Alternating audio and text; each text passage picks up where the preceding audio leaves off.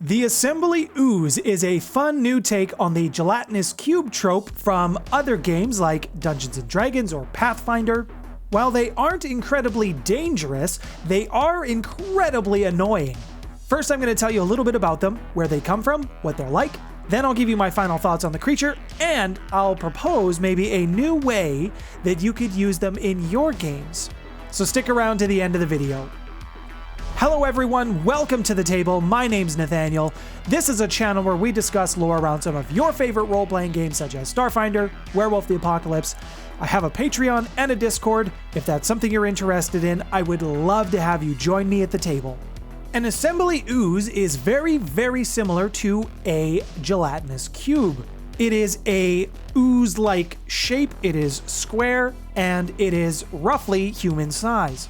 Because it is a square of jello, it is able to maneuver through small spaces and get into those areas that you really don't want it to get to. It will have random scraps of things that it has picked up inside of itself while moving, and they'll just sort of float through it. Do you float in jello? They'll move through the jello. But unlike a gelatinous cube, the Assembly Ooze is only interested in your technology. It is not a flesh-dissolving monster anymore, unless of course your flesh is mechanical or technological in nature. Androids, watch out. The Assembly Ooze is also not really that aggressive unless it's provoked. And even if you are an android or some mechanical being, the Assembly Ooze is not actively hostile towards you, it just wants to do what it's supposed to do, and that is take your technological bits and turn it into something else. When an Assembly Ooze gets full, it converts its material or the things that it has picked up and it turns them into UPBs, and these are universal units that you can use to purchase things on the Outer Rims if they don't take credits. You can also use this as a crafting material within Starfinder. Once your Assembly Ooze has its fill, it will actually reproduce. It will split itself off, form another cube, and this whole process takes about 1 hour. So you can imagine just how inconvenient these things have been if you leave them alone inside a unguarded warehouse, for example. A single rogue Assembly Ooze can eliminate the stock of a warehouse, like a big warehouse, within a matter of days. As soon as an Assembly Ooze is found on the premises, it is hunted and exterminated with extreme prejudice, even though it doesn't necessarily feel that towards the hunters. Now, the Assembly Ooze is thought to have been created on the planet Brethida. My guess is that this creature was created sometime during the end of the gap, that you still had enough wherewithal or enough information to assume that it was done for the purposes of automation, but still not know exactly when it was created. So that is my running theory at the moment. An Assembly Ooze is a collection of nanobots. And as the cube collects its material, the nanobots, they disassemble the technological components, and basically it spits out like a basic weapon, armor, ammunition, a grenade. This is the stuff it poops out once it's finished eating. Now, an Assembly Ooze can actually be programmed to design a specific thing. At its creation, it will have a blueprint that it is following, and any material, technological components that go into it, it will disassemble and reassemble back into whatever this blueprint is.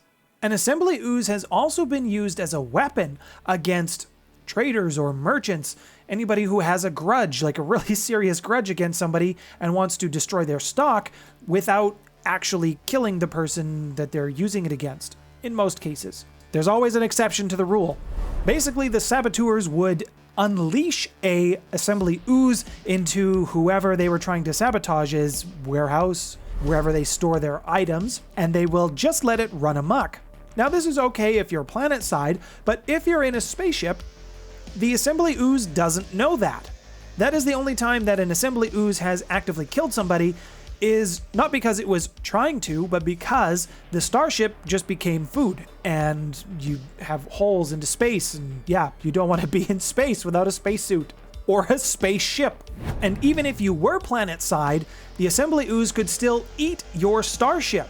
in which case you're then stranded on the planet, and let's hope you have some foraging skills to get some food, otherwise you will die. An assembly ooze is also slightly smaller than a gelatinous cube. It is exactly 5 feet by 5 feet, and it usually weighs roughly 400 pounds.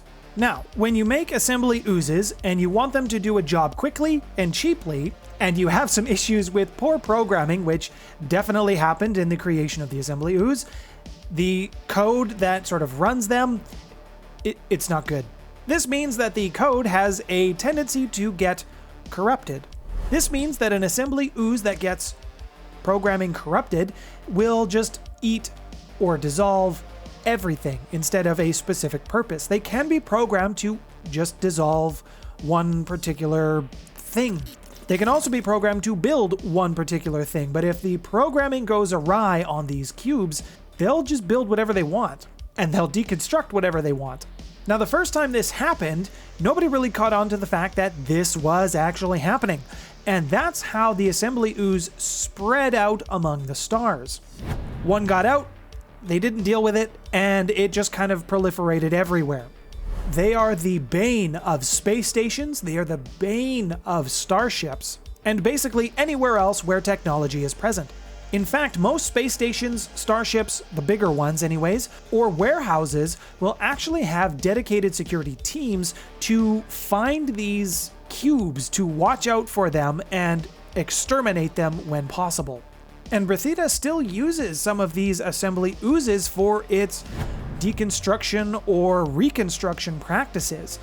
Its use, though, is extremely highly regulated.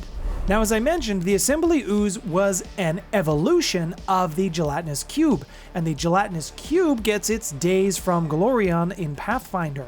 The sages of those days believe that the gelatinous cube evolved from some gray ooze, and very primitive species used the gelatinous cube to protect their fortresses, or they even, if they could get one stuck in a pit, they would sacrifice creatures to it, or they just used it as a garbage disposal.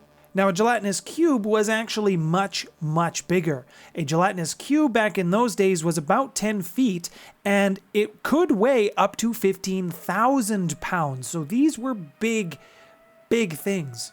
And there were old stories and rumors during that particular period of time of a gelatinous cube that was just massive.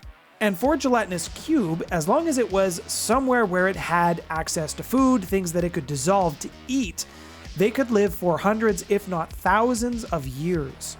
Now, a single assembly ooze does craft handheld items or simple armors, things like that. There are some claims in the galaxy, though, that some have witnessed these assembly oozes working together to build either megastructures or take down a megastructure. It's unknown who is controlling these assembly oozes, if anyone was, or what changed in their programming to allow them to work together. However, any mechanic will tell you that an assembly ooze, given enough time, can disassemble any technological item put before it. And if directed to, there is nothing that a horde of assembly oozes could not build. The assembly ooze is a CR1 creature, and I think that's fantastic. It is something different to build an encounter around if you want to throw something different at your players. I think the assembly ooze is a fantastic addition to Starfinder, and the adjustments that they have made are great. Now, here's my idea on a different creative use for a assembly ooze. The Starship Operations Manual, which I did cover, and it will be linked up here for those of you who are interested, it gave some rules around creating gargantuan-sized monsters, starship-sized monsters. Don't get ahead of me on this, you know where I'm going. What if you were to adapt an assembly ooze as a gargantuan starship-sized creature? This would be a terrifying encounter to run into in space because it could just simply dissolve your ship. Who would be controlling it? This would be another fun question to try to answer. And if it was large enough, could it actually attack a planet? By attack, I mean, could it dissolve all of the technological components on a planet and send the residents back to the Stone Age? It says right in the description that they are programmed So if a group is programmed to work together to form a giant cube, why can't one be built that way? And with the large creature stat block designer in the operations manual, it would make sense that you could adapt the assembly ooze to be something this large, and I think that would be a lot of fun. And speaking of those who support and sustain me, I would like to thank my patrons: Autumn Alchemist, Orbs McMellans, RRSPQ, Ducky, Vox, Cane Root, Warpony, Get of Math Rocks, BA Bravo, Arutvin, The First Layer, Bones Malone, Westheimer, and Ain't No Waifu. Thank you all for your support for me and for the channel. If you would like to learn more about some of the other monsters in Starfinder, I will encourage you to check the playlist on your screen now. My name's Nathaniel. This has been The Maple Table. Thank you so much for your subscription. Thanks for stopping by, everyone.